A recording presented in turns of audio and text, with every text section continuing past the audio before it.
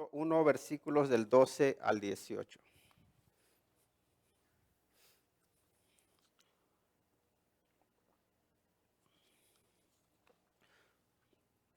Vamos a dar lectura a la palabra.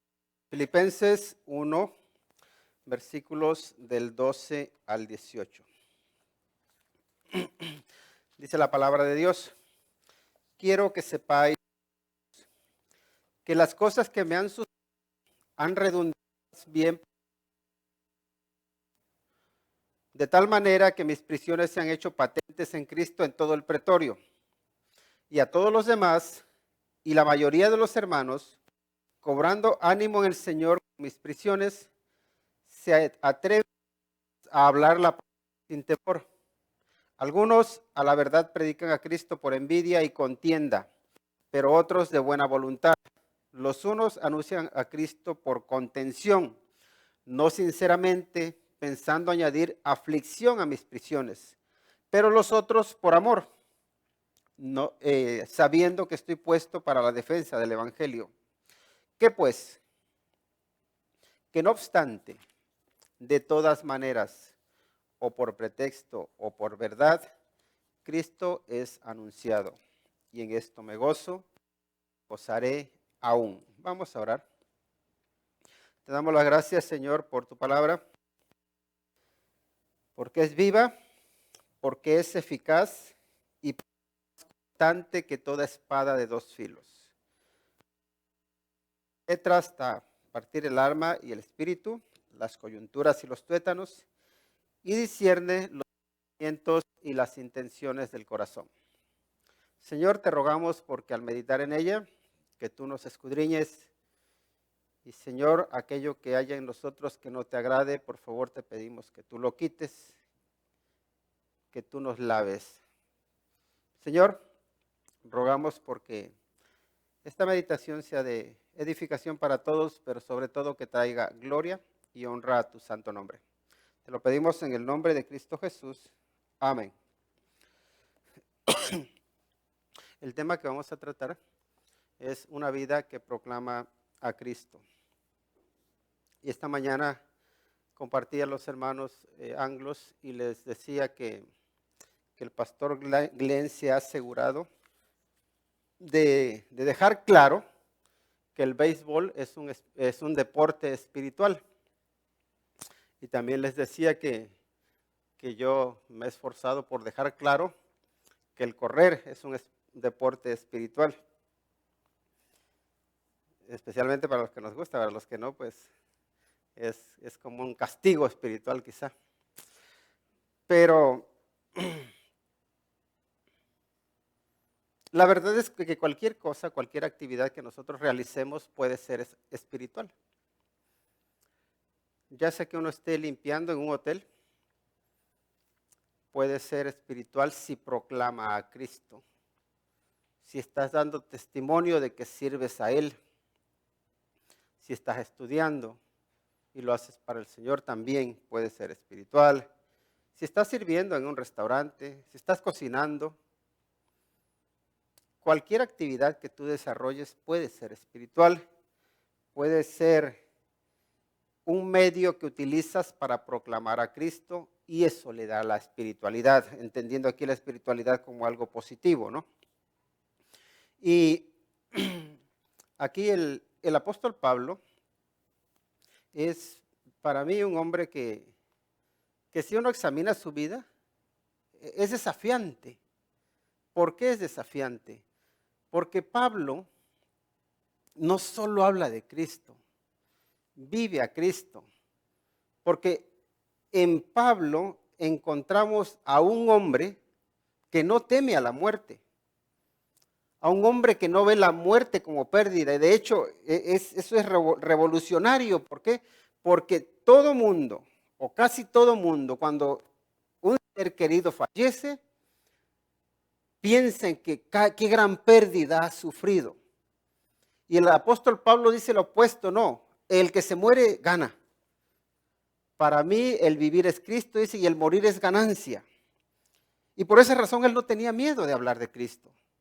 Por esa razón él se arriesgaba Por esa razón no tenía miedo a que lo azotaran, a sufrir naufragios.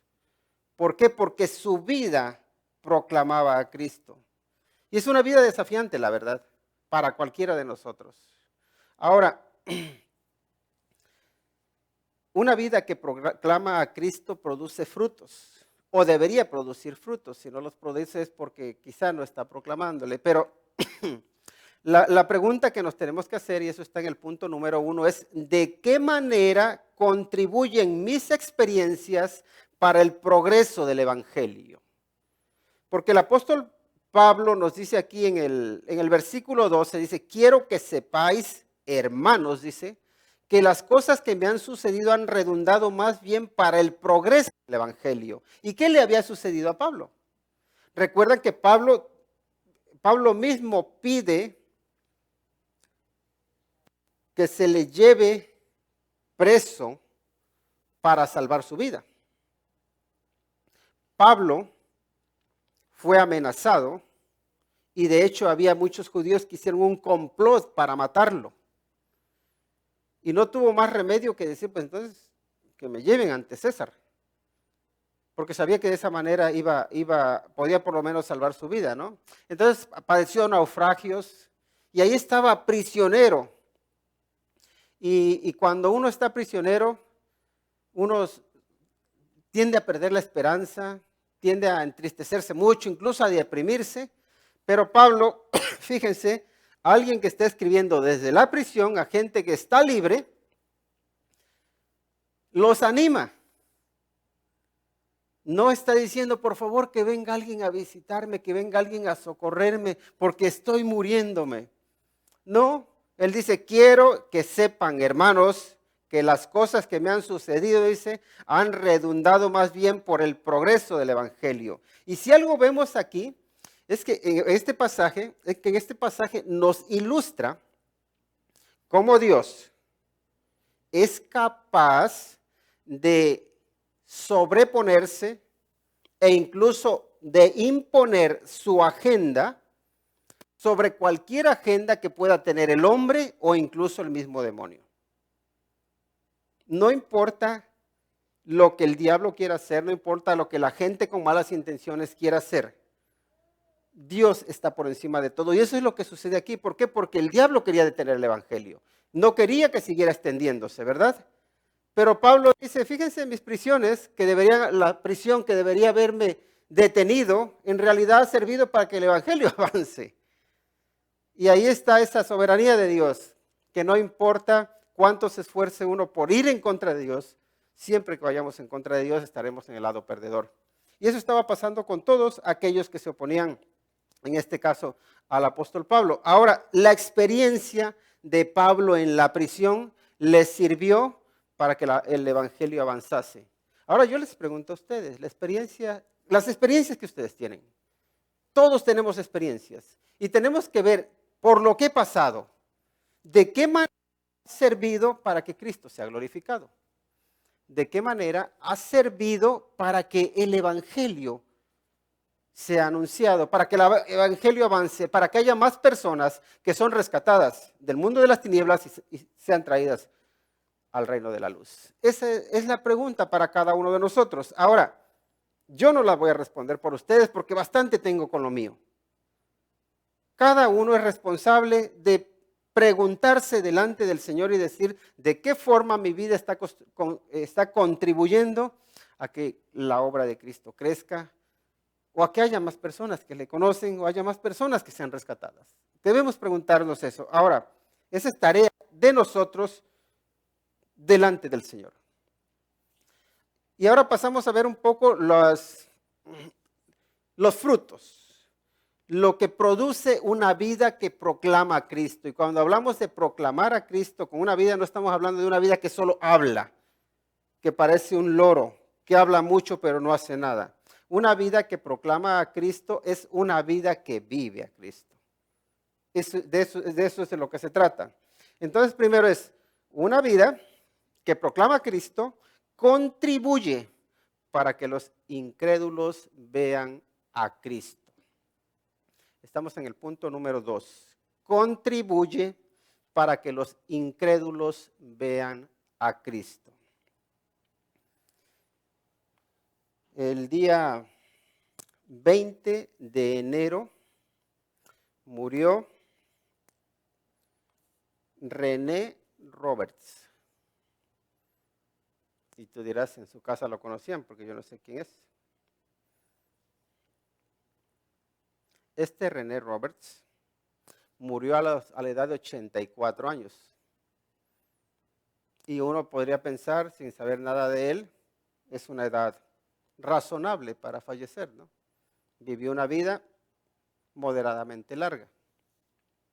Pero cuando conocemos un poquito más de los detalles como murió, entonces ya nos debe sorprender.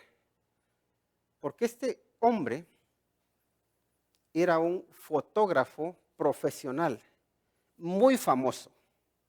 Dedicó su vida a tomar fotografías a todo lo que es el flamenco, los músicos, los bailadores, todo eso. Y ese hombre contribuyó para que el mundo viera la belleza de un arte. Porque nosotros a veces vemos el flamenco y dice, ¿qué le pasa? Le dio la chiripiolca, ¿no? A veces decimos, cuando se ponen a bailar así. Pero en realidad hay arte allí, hay belleza. Y este hombre ayudó para que la gente viera algo que no es tan fácil ver. Algo que el ojo humano, que a veces nuestra mente no está preparada para entender, ¿no? Y eso es lo que hizo. Era un hombre famoso, era un hombre de Suiza. Y a este hombre le gustó París. Y se fue a vivir a París. Caminaba por una calle concurrida de París. Recordemos que París parece que es la ciudad con más turistas del mundo. París, la ciudad romántica, donde parece que el amor es lo que manda. Donde hay preocupación de los unos para con los otros, en teoría. Pues en una calle concurrida de París, este hombre con 84 años se cae. En la calle hay mucha gente que va y que viene. Y diríamos, si vemos a un anciano que se cae, lo normal es que corramos a socorrerlo, ¿no? Que corramos a ayudarlo. Pero pasó 1 minuto y 2 y nadie lo ayudaba. Pasó 1 hora y nadie lo ayudaba. Pasaron 2, 3, 4, 5, 9 horas. Y nadie ayudó a ese hombre. Ahora en París hace mucho frío. En invierno. Y hasta que un sin techo lo ve, se acerca a él, ve que está en mal estado, llama a la ambulancia viene, se lo llevan al hospital, pero ya era demasiado tarde y en el hospital se muere. Se murió congelado, se murió de frío. Un hombre que abrió los ojos a tanta gente para que viera la belleza de un arte, es a un hombre que no vieron o que no quisieron ver muchas personas que lo vieron caído. Porque tal vez creían que era un indigente, tal vez creían que era un pordiosero, no sé qué es lo que pensaron. Tal vez ni siquiera les importó. Porque así somos nosotros. Porque vemos a las personas y no nos importan. Quizá esa no sea tu experiencia y a ti sí te importan las personas. Pero esto es lo que pasó con un hombre y acaba de pasar en una de las ciudades más, podemos decir, más avanzadas del mundo. Eso pasó. Y claro, nosotros condenaríamos ese acto y tal vez diríamos, si yo hubiese pasado por ahí, yo sí lo habría recogido. Pero la pregunta es, ¿de verdad lo habrías recogido? ¿Lo habrías visto siquiera? ¿O habrías pasado de largo y habrías dicho un vagabundo más? ¿Qué habríamos dicho? El hombre que nadie quisieron ver, lo vio otro hombre al que tampoco querían ver. Un hombre que era un mendigo. Porque a veces, precisamente los menos favorecidos, los que menos tienen, los que están menos imbuidos por este mundo, son los que tienen los ojos más abiertos para ver la necesidad del prójimo. Y espero que nosotros seamos de esos que vemos la necesidad del prójimo y que no nos ceguemos y que veamos. Ahora, hay otra realidad. La realidad que tenemos nosotros de que tienes amigos, amigas, compañeros de trabajo que están tirados en la calle, pero no físicamente hablando, sí espiritualmente hablando, están arrastrándose literalmente y literalmente se están yendo al infierno, se están muriendo, se están condenando. ¿Y qué hacemos nosotros? Nosotros pasamos de largo, ¿por qué? ¿Por qué pasamos de largo? Porque no nos importan, la verdad. Porque sí vemos que existe un infierno, que hay un cielo, pero al final no lo vemos tan real. Vemos más real el dólar. Vemos más real mi orgullo. Vemos más real mi reputación. Vemos más real el qué dirán. Y nos cegamos. Y no vemos la necesidad por la cual está pasando la gente. ¿Y saben qué es lo que sucede? Que nos convertimos en un caminante más de París que no mira al mendigo. Somos uno más. Quizá no me equivoco si les digo que ninguno de nosotros se habría parado a ayudar a este hombre. Espero equivocarme. Ahora, este hombre ayudó a que mucha gente viera la belleza de un arte y a ti, Cristo te ha mostrado su vida, su belleza, su esperanza, su luz, la vida eterna, otra forma distinta de vivir, diferente a lo que el mundo te ofrece. Cristo te lo ha mostrado, te ha abierto los ojos. ¿Y sabes qué te dice el Señor? ¿Sabes qué nos dice? Así como este fotógrafo ayudó a que la gente valorara la belleza de ese arte, ayuda a que la gente valore la belleza de Jesucristo. Pero ¿cómo puedo hacer eso si ni siquiera lo vivo? O tal vez sí lo vivo, y si lo vives, pues gracias a Dios, sigue adelante, pero si no lo vives, tómate el desafío de decir, Señor, por favor, ayúdame a reflejarte. ¿Y es fácil? Claro que no es fácil, no es fácil, pero sí es posible. Una vida que proclama a Cristo contribuye para que los incrédulos vean a Cristo. ¿Cuánto has contribuido para que los incrédulos vean a Cristo a través de ti? Esa es la pregunta. ¿Cuánto has contribuido para que los incrédulos vean a Cristo a través de ti? Pregunta para cada uno de nosotros. En el punto número 3, encontramos que una vida que proclama a Cristo anima a los seguidores de Cristo. ¿Los cristianos sufren desánimo? Sí los sufren. Hablen conmigo un día lunes. Y tengo que encontrar actividades, razones para motivarme. La verdad es esa. Pero cada uno de nosotros tiene sus momentos de desánimo. Todos. Y te viene muy bien que te animen. Todos en algún momento de nuestra vida necesita ánimo. Y el apóstol Pablo, vemos en el versículo 14 que nos dice, y la mayoría de los hermanos, cobrando ánimo en el Señor con mis prisiones, se atreven mucho más a hablar la palabra sin temor. Los hermanos, cuando vieron que Pablo no se dio por vencido cuando estaba en la cárcel, como que no vio que fuese el final del mundo, se animaron. Dice, wow, es posible. Es posible mantenerse fiel, mantenerse firme, seguir adelante, seguir en la lucha, incluso en la cárcel.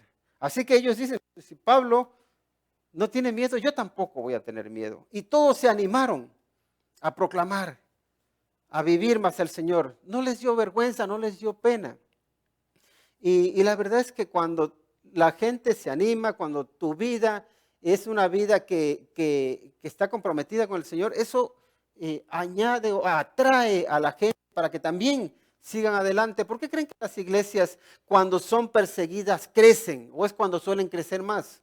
Normalmente es porque aquellos que sufren persecución, su fe es puesta a prueba y cuando se mantienen firmes, incluso los no creyentes dicen, yo quiero esta fe, yo quiero al Dios que ese creyente sirve. ¿Por qué? Porque ven que la religión, y no tanto la religión, sino la relación con Cristo es real. Y cuando la gente ve que tu relación con Cristo es real, se va a ver desafiada. Se va a ver desafiada bien a rechazarte y decir, no quiero, a veces no te quiero ni siquiera cerca de mí. O también se va a ver desafiada a decir, yo quiero esa fe porque yo la necesito para mi vida. Pero ahí está en nosotros que animemos a los no creyentes a que vengan a Cristo, pero a los creyentes también para que proclamen a Cristo.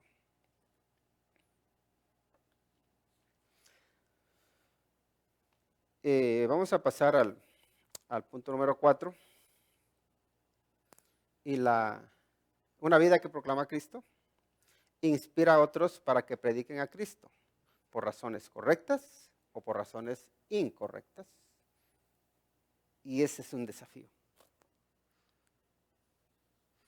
Porque la gente que te quiere normalmente va a querer hacer lo que tú haces. Pero ¿qué pasa con la gente que te detesta? Realmente no quieren saber nada de ti y mucho menos de lo que haces. Suele ser así.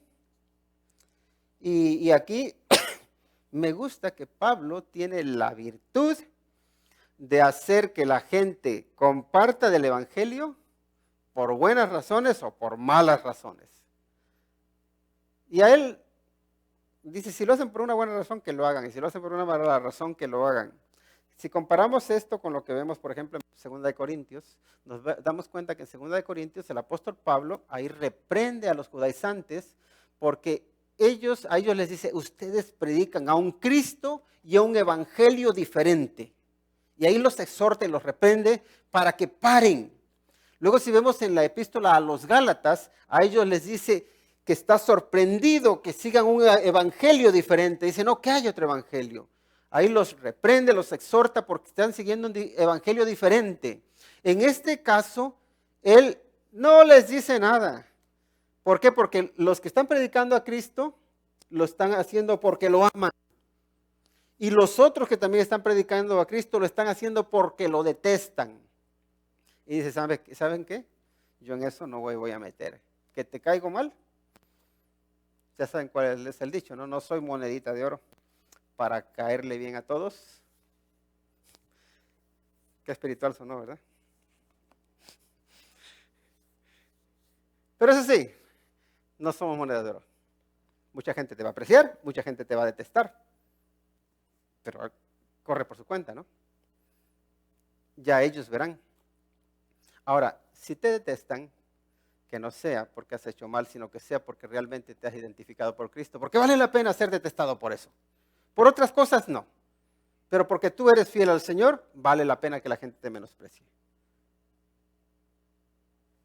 Si es por otras razones, no vale la pena.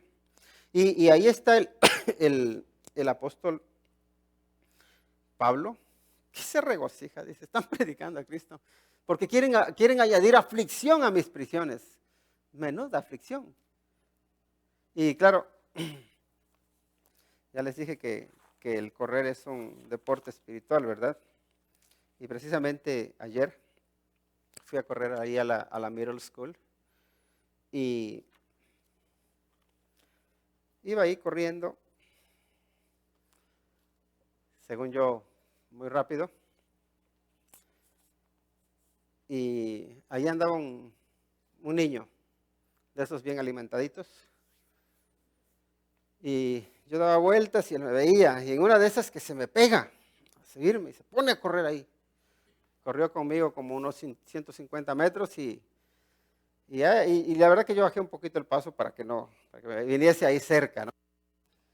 Y ya se para y me empieza a gritar, tramposo. Yo te alcancé, me decía. Tramposo, te alcancé. Y ya él lo que hace es que se atraviesa, ya ven que está, está todo el círculo, se atraviesa y se regresa a donde está el punto de partida. Y cuando llego, y ahí me estaba esperando, y ya cuando iba yo llegando, que venía así, levanta las manos y dice, ay, dice, gané, gané, dice, I won. Y le digo, eso parece, ¿verdad? Y él estaba tan contento de que decía que había ganado. Y ya yo seguí, me di otra vuelta y le digo, a la siguiente vuelta le digo, oye, correr no es fácil. Le digo, sigue intentándolo. Y no me dijo nada, yo creo que lo pensó y habrá dicho, me ha dicho que no lo alcancé. Ahora sí, ahorita la siguiente lo agarro. Así que paso la siguiente vuelta y él sale detrás de mí otra vez, lanzado. Y corrió como otros 150 metros y ya se volvió, porque se cansó el pobre, ¿no? Y por la apariencia, tal vez son prejuicios míos, pero me da la impresión de que es de los que no les gusta correr. Pero corrió. Y mi pregunta es, ¿qué lo motivó a correr? ¿Saben qué le motivó a correr? Quería demostrarme que era mejor que yo.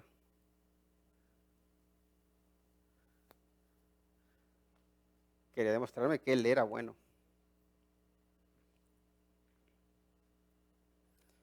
Y cuando se vio de alguna manera un poco frustrado de no haberme alcanzado, pues ya me empezó a decir que yo era un tramposo, ¿no? Y, y no creo que haya corrido por gusto, pero corrió.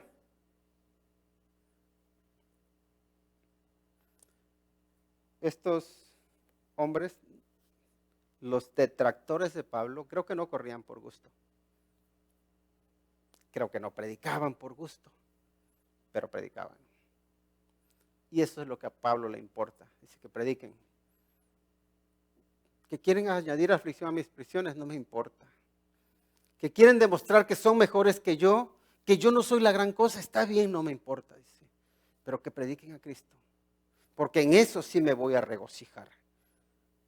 Y yo no sé qué te motiva a ti a vivir una vida cristiana. Espero que sean buenos motivos. Pero si no los encuentras, aún así, esfuérzate por predicar a Cristo, por proclamar a Cristo. Porque hay otra cosa que es importante, y es esta. Proclamar a Cristo trae regocijo. El predicar a Cristo trae regocijo para ti y trae regocijo también para aquellos que reciben, para aquellos que están al lado. Hace años fui a Veracruz y recuerdo de una ancianita, sus nietos viven aquí y ellos en ese momento no podían ir para México. Y me acuerdo que cuando fui, la verdad es que Dios me dio la oportunidad de hablarle del Señor. Y esa ancianita se entregó al Señor. Esa ancianita dijo, sí, yo soy pecadora y yo necesito a Cristo en mi vida. Yo quiero entregarme a Él. Y ella cuando oró, cuando se entregó al Señor, se quedó muy llena de paz. Y luego los nietos que estaban preocupados por ella, porque habían conocido al Señor aquí también, cuando les compartí cómo su abuelita había aceptado, había escuchado, a ellos les dio mucha alegría, les dio mucho gozo. Especialmente cuando un poquito tiempo después falleció. Pero les quedó a ellos el consuelo, el regocijo, la esperanza de decir, mi abuela tuvo un encuentro personal con Cristo Jesús. Y eso dio regocijo, eso dio esperanza. Porque solamente Cristo da esperanza. Nosotros somos instrumentos y espero que seamos instrumentos en sus manos. A veces no lo somos. Pero ¿qué le puede dar más consuelo, más gozo, más esperanza a un familiar que el saber que su ser querido está en la presencia del Señor? pocas cosas pueden dar más consuelo que eso, pocas cosas pueden dar más gozo que eso. Y tú y yo tenemos la oportunidad de presentar a Cristo para que puedan tener ese gozo. Pero también tú, no sé si has tenido la experiencia de hablar con alguien que te reconoce que es pecador y que necesita ser limpiado, que necesita ser lavado, que necesita entregar su vida a Dios. Pero la verdad es que da mucha alegría cuando esa persona te dice, tengo mucha paz, una paz que yo no había experimentado antes. Esa paz que da Cristo Jesús cuando viene a tu vida. Y tú tienes el enorme privilegio, el enorme gozo, la enorme alegría de decir, Señor, gracias porque me utilizaste para llevar a esta persona a tus pies. Porque de alguna manera tu testimonio sirvió para que esa persona sea impactada para la eternidad. El, predicar a Cristo trae regocijo en este mundo y en la eternidad. Vale la pena.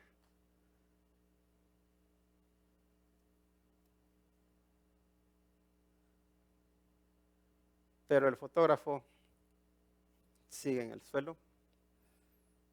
Han pasado 1 año, 2 años, 3 años, 4 años, 5 años, 10 años, no sé cuánto tiempo llevas viendo al fotógrafo tirado en el suelo y no te has atrevido a decirle de su condición sin Cristo por temor a que te rechace, porque temor a que te critique, por temor a que tu persona sea tenida en poco, por temor a que te menosprecien.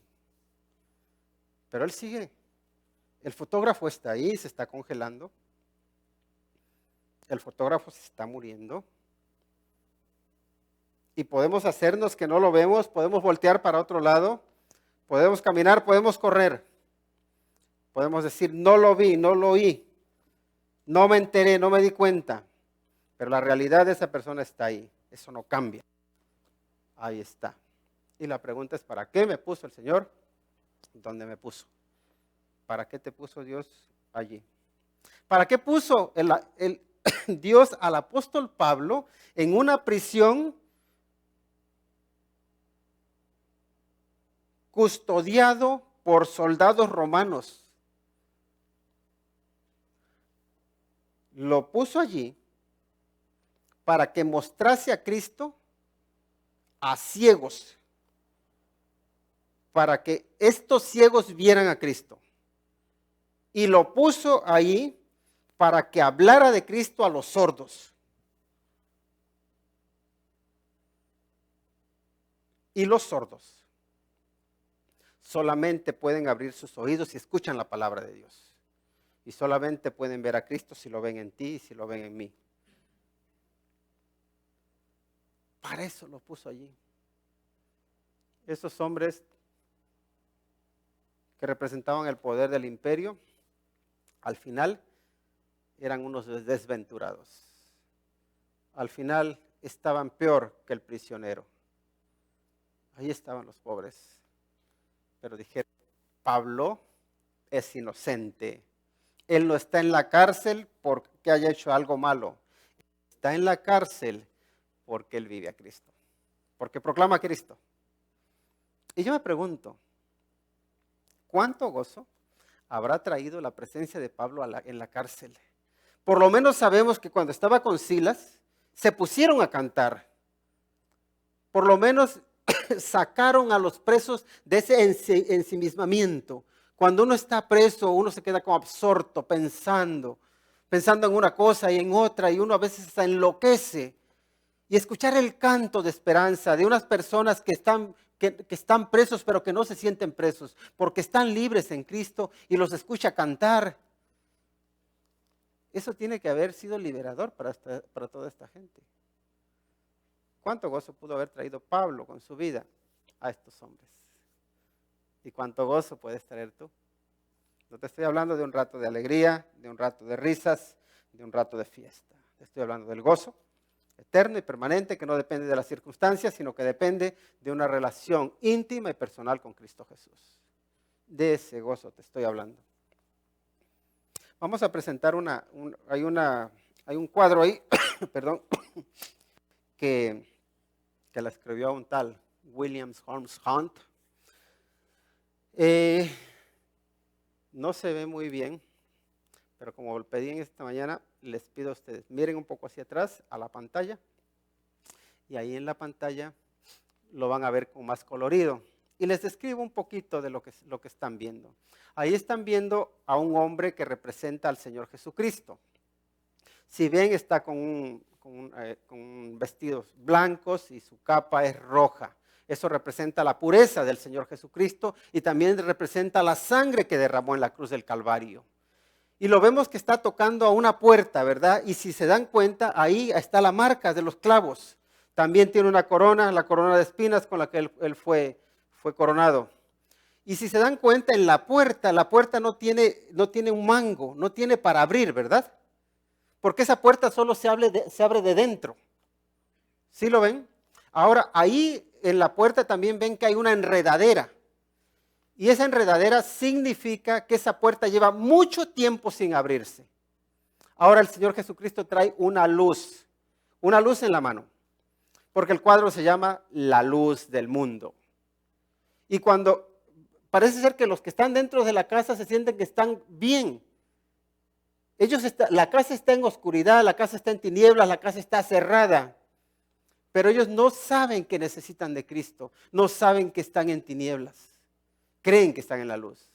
Pero hasta que ellos abran la puerta y Jesucristo entre, entonces van a ser iluminados y entonces va a cambiar su vida, va a cambiar esa casa. Ese cuadro está basado en Apocalipsis 3:20, que dice, aquí yo estoy a la puerta y llamo, si alguno oye mi voz y abre la puerta, entraré a él y cenaré con él y él conmigo. En eso está basado. Ahora, la casa eres tú.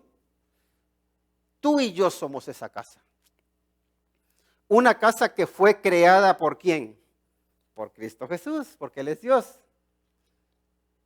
Pero es una casa que también es comprada por Cristo Jesús. O sea que es una casa que pertenece a Dios. Tú y yo pertenecemos a Dios, quizá por partida doble, o espero que sea por partida doble. ¿Por qué? Porque recordemos que todos somos criaturas de Dios.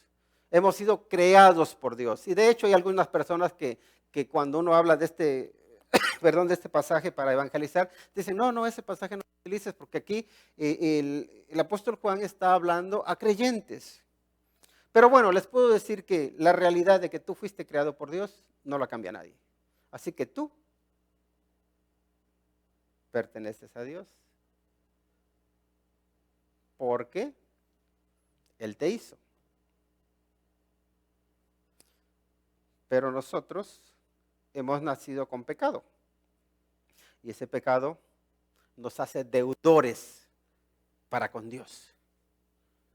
Nos hace que tengamos una deuda que nadie puede pagar. De manera que el Señor Jesucristo vino a este mundo y pagó el precio que nadie podía pagar. Y el precio es su sangre. Derramó su sangre, entregó su vida para salvarte. Y lo hizo, como nos muestra esa túnica blanca, lo hizo con una vida pura, con una vida sin pecado. Porque tú y yo no podíamos pagar esa deuda porque teníamos pecado.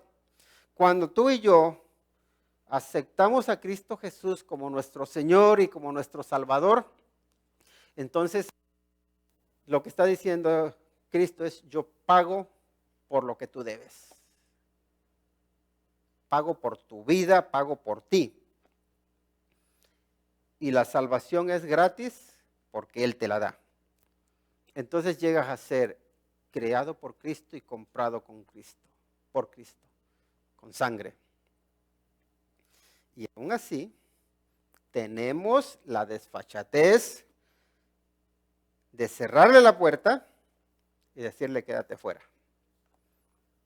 Seamos creyentes o no creyentes. Incluso los cristianos muchas veces dejamos a Cristo fuera de la puerta.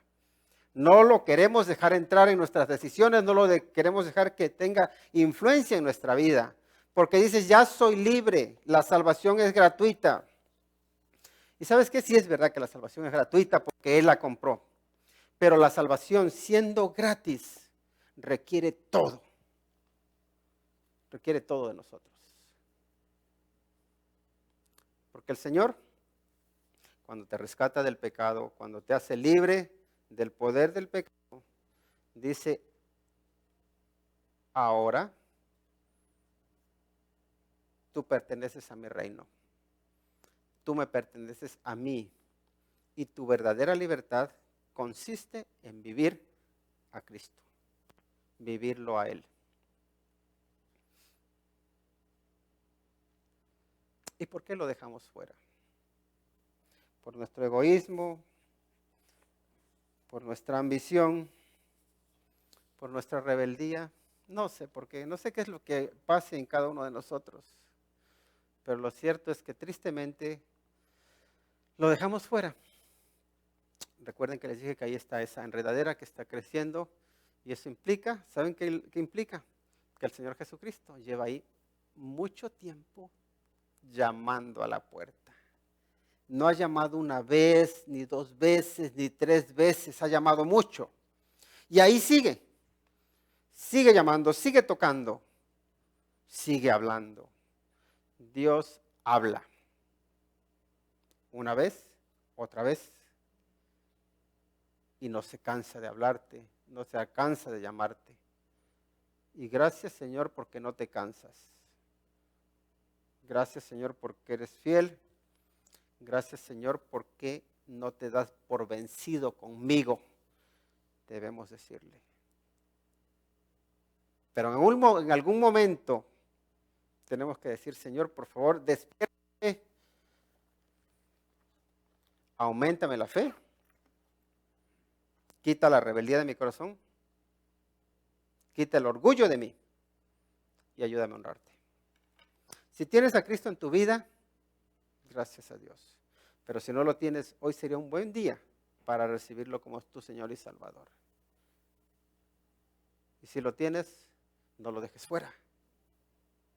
Déjalo que haga limpieza. Vamos a orar. Señor, te damos las gracias porque eres misericordioso, porque eres paciente, porque eres amoroso. Y Padre, te ruego por cada uno de los que estamos aquí, para que, Señor, nos des la humildad suficiente para permitirte entrar a nuestra vida, moldearla y transformarla. Señor, proclamar a Cristo no es solamente hablar de Cristo, no es solamente transmitir una idea, es transmitir una relación personal, profunda contigo. Por favor, Señor, ayúdanos a vivirte y que allí donde tú nos pones, allí donde tú nos llevas, que la gente te pueda ver. Padre, si hay alguien que aún no te conoce, que no ha entregado su vida a ti, por favor te ruego que tú toques su vida y que se pueda entregar a ti, Señor, porque no hay nada más precioso que recibir la vida eterna que Cristo Jesús ganó en la cruz del Calvario. Es por medio de Cristo que oramos y que te damos la gloria y la honra. Amén. Que el Señor les bendiga.